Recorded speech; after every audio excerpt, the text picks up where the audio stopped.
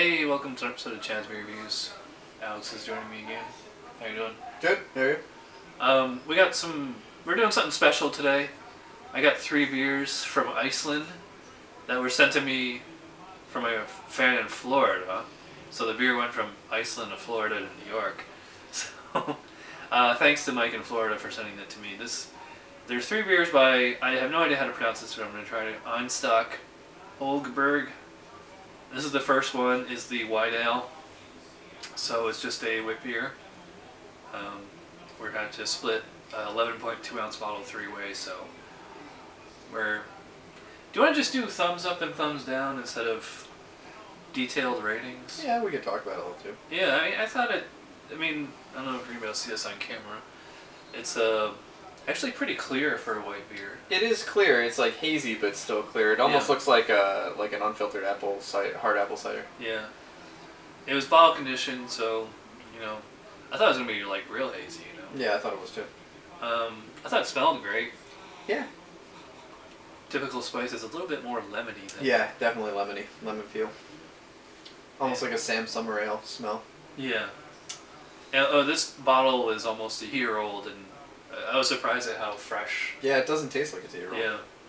Doesn't have any oxidation or any, flaws like that.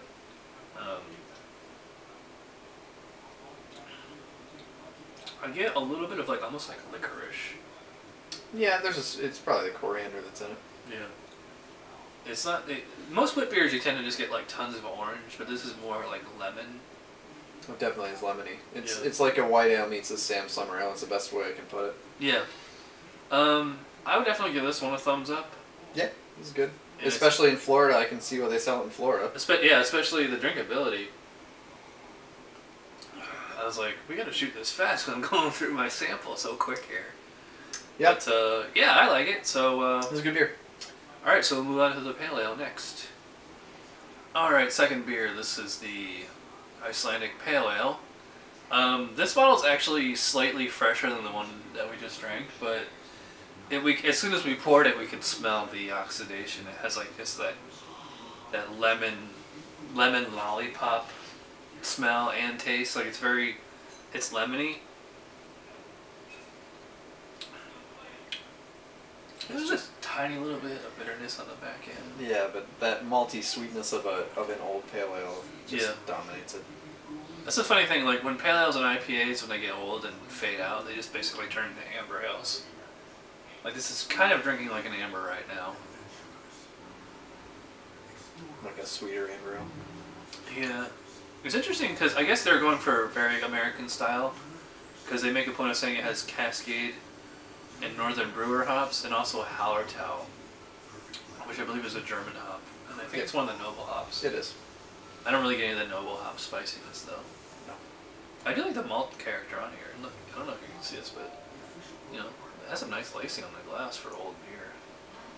I could really go either way on this one. I mean, for an old beer, yeah, it's actually pretty tasty and drinkable. And was it ABV 5.6? Yeah. So,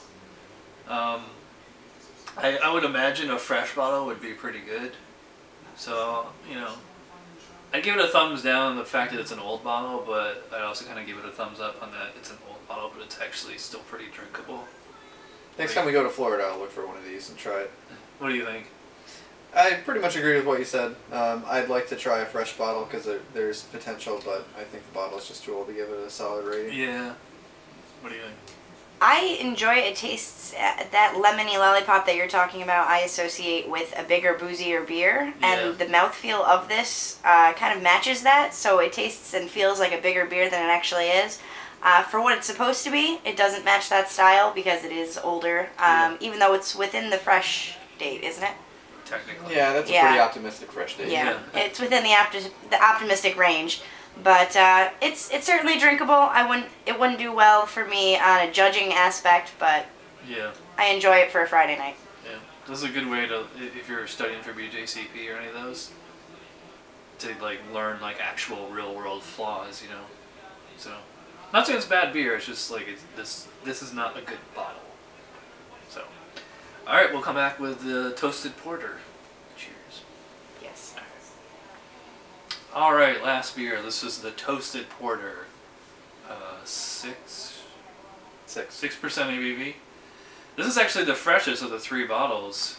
It's actually brewed. It looks like it was brewed just in December, or maybe it was September of last year. So I mean, either way, it's fairly fresh. I mean, they're going for, according to the literature on the bottle, it looks like they're going for a big, beefy, complex beer. I would not call it that. It's just more of like a standard porter with like slight toasted character to it, slight chocolate.